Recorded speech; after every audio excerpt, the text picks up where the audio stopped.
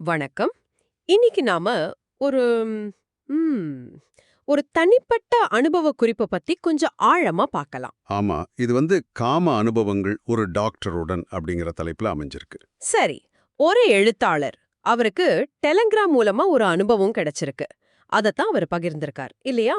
அதேதான். அவரோட கதையை படிச்ச ஒருத்தர் டெலிகிராம்ல தொடர்பு கொண்டிருக்கார். அப்போ நம்ம நோக்கம் என்னன்னா, இந்த குறிப்புல என்ன சொல்லப்பட்டிருக்கு, அதுக்கு பின்னால என்ன காரணம் இருந்திருக்கலான்னு.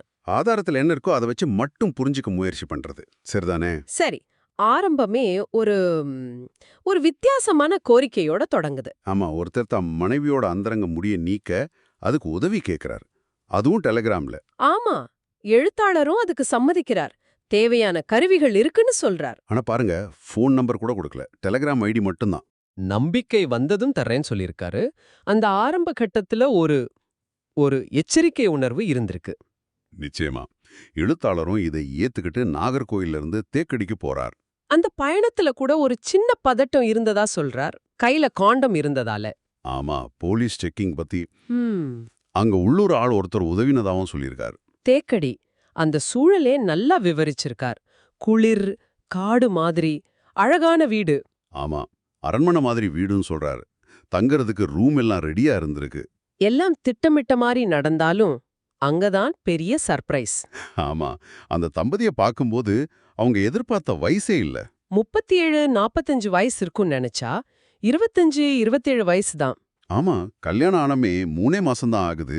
புது ஜோடி தேனிலவுக்கு வந்திருக்காங்க. அதுவும் 2 பேருமே டாக்டர்கள். இதுதான் ரொம்ப ஆச்சரியம். இது மாதிரி ஆட்களை தேடி முன்னாடி முயற்சி பண்ணி முடியலையாம்.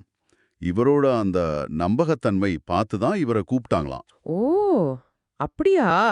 டாக்டர்களா இருந்துட்டு இப்படி ஒரு விஷயத்துக்கு. ஹம். சரி. அப்புறம் என்னாச்சு?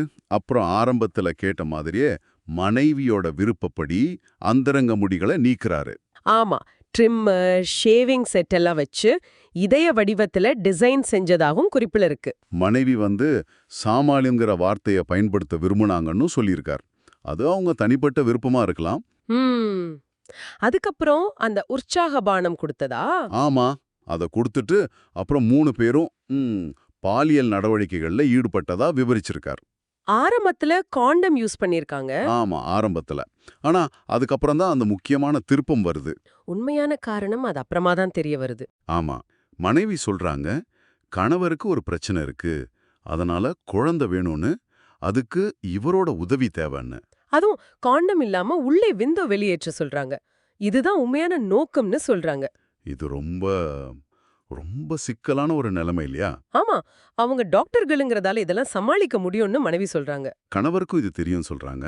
ஆனா அந்த குறிப்பை படிக்கும்போது கணவரோட முழு சம்மதம், குறிப்பா அந்த உள்ளே வெளியேற்ற விஷயத்துல அது இருந்துச்சான்னு ஒரு சின்ன சந்தேகம் வருது. எழுத்தாளருக்கும் அந்த குழப்பம் இருந்திருக்கு. ஆமா.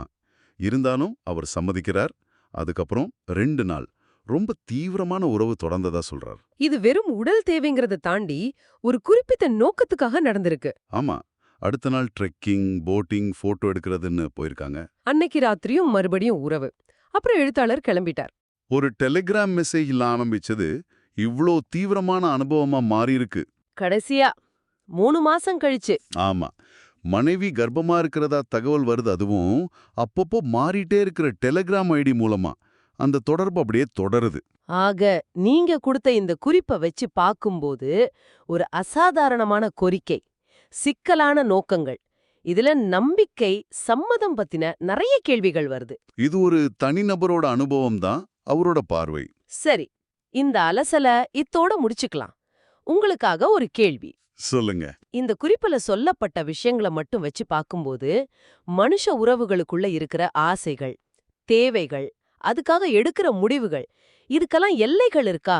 உங்களுக்கு என்ன தோணுது? ம். அதுவும் சம்பந்தப்பட்டவங்க டாக்டர்களா இருக்கிறது, அவங்களோட இந்த செயலை நீங்க எப்படி பார்க்கறீங்க? யோசிச்சு பாருங்க.